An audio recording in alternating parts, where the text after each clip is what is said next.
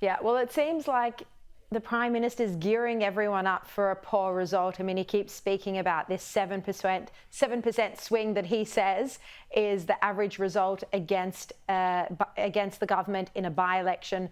Of course, Dennis Shanahan yesterday revealed that really it's more like 2.9%, especially when the sitting MP has passed away.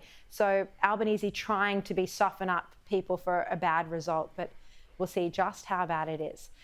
Now, just before we go, there's this kind of funny story, but it's actually quite alarming in the Australian today that the woke brigade has further infiltrated the Defence Force.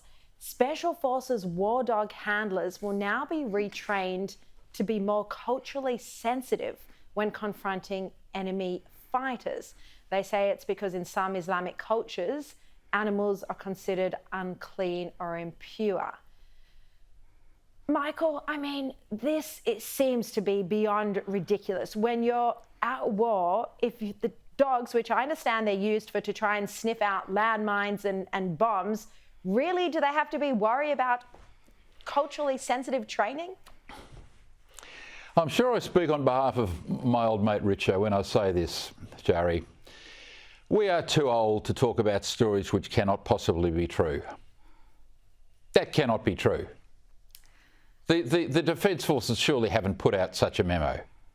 That is preposterous, ridiculous, laughable. I mean, and sensitivity training. No, that's not true. That can't be true. That makes our Defence Forces a complete standing joke. Yeah. That can't be true. Well, it's true. They're quoted. You've read it in the Oz today. I did. It's got to be a typo. Well, it's got to be a typo. I know it's not, but seriously. Has to be written by Vince Sorrenti. There's no doubt about it. It's his sort of style. I can see Vince all over it. Yeah. Yeah. Well, and I know Vince Sorrenti was there entertaining everyone at Anthony Pratt's place on the weekend with Katy Perry performing. So there you go.